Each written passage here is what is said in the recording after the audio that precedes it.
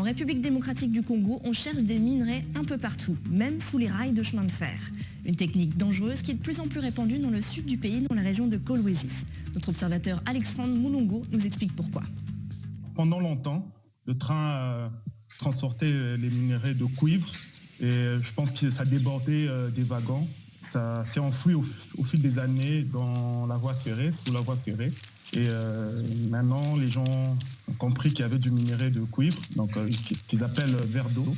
Et ils vont rechercher ce minerai en creusant le long de la voie ferrée. Ce sont des jeunes sans emploi, parfois des enfants aussi. Et parfois, ils sont entretenus par des gens, je dirais, un peu plus influents. Ils creusent pour eux, ils sont à leur service et ensuite, ils ont un pourcentage.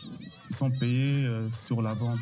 C'est revendu à 20 km de Kolwezi, à Moussompo. Donc c'est un endroit dédié au commerce de minerais. Donc il y a des acheteurs essentiellement chinois qui ensuite pourront soit transformer en cuivre, extraire du cuivre métallique, soit les vendre en dehors du pays.